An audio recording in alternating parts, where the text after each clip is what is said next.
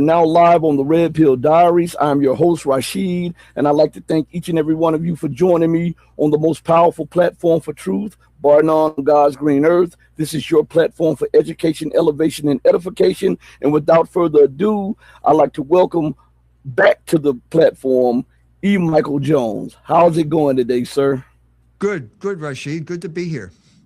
Yes, I want to, I don't know if you want me to, but I want to put a part of your article up, and because it addresses a lot of what is going on, what we see going on with Donald Trump. And your article is up now, and at the beginning, the name of the article is "Donald Trump Sails the Ship of State into Troubled Waters," and it says, the first paragraph or two says, "As I have said many times, America's third republic is now coming to an end.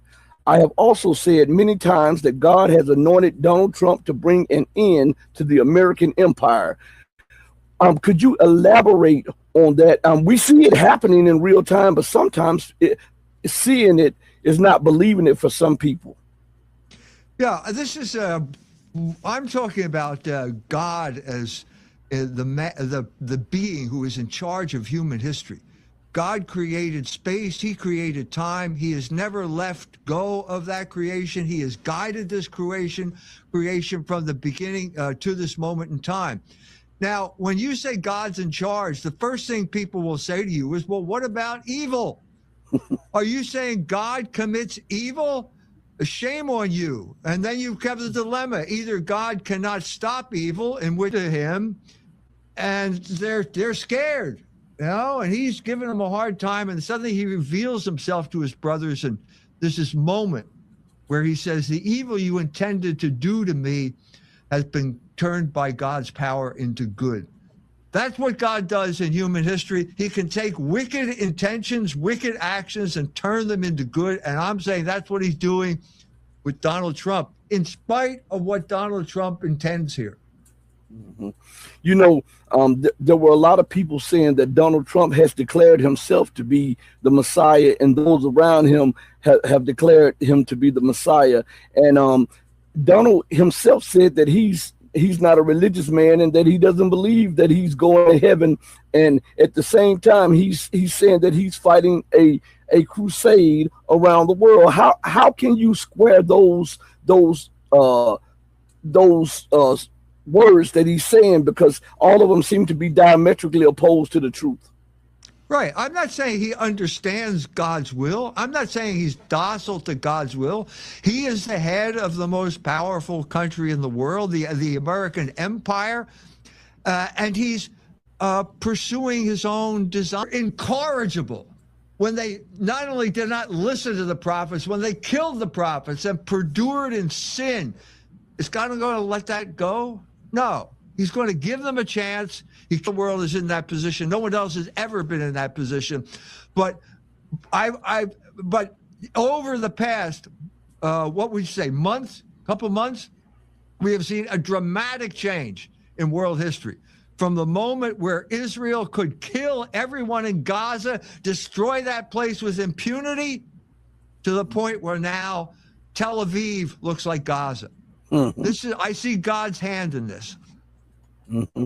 And in your article, you also say, as I have said many times, America's third republic is now coming to an end. I have also said many times that God has anointed Donald Trump to bring an end to the American empire.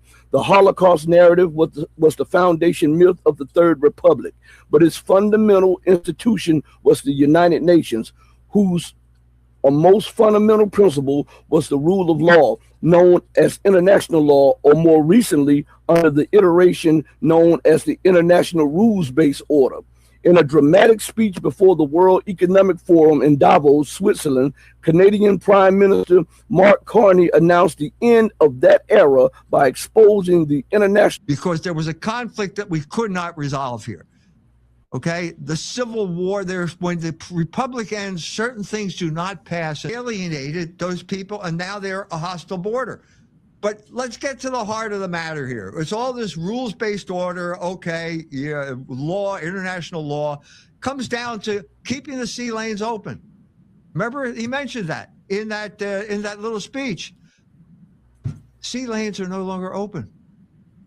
So if you want to talk about Donald Trump, think of Bibi Netanyahu. He's Trump on steroids.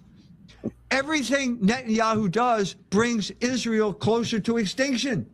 That's exactly what happened with Iran. It's even worse now for Israel. Every time Bibi Netanyahu attacks someone now, all these missiles come in from Iran. Becoming great for them. Then now you have a war at home. So I think America, the war planners also see that, and so they're playing hot potato with the bases, transferring them from one base to the next base, so that they don't bring them back home, so that there will be a war at home. But now we're looking at the debt burden that's becoming untenable, and then we're looking at what's going on as Iran strategically struck us. That's money, and money that she doesn't have.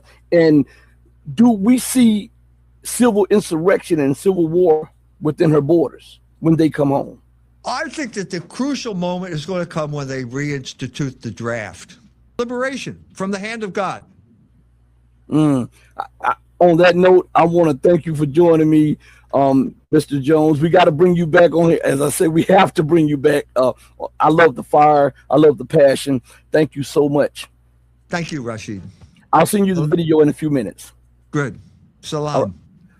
Walaikum salam. Everybody, I want to thank each and every one of you for joining me today on the platform. And as I always say to you, do right by others, not because there's some material gain to be had or because of some accolades, but do right by others because it's the right, the humane, and the godly thing to do. Because even when no one else is watching you, remember that God Almighty is watching you. And as my late, great, and beautiful mother would always say, God sits high on the throne of power, but he looks low at the actions of man. Know that I love each and every one of you who loves truth, but know that the love that I have for you will always pale in comparison to the love that the divine supreme being of freedom, justice, and equality has for you. Until we next speak again, stay strong, stay true, but above all things, remember to stay righteous. Hey, mama, your baby boy still loves you more than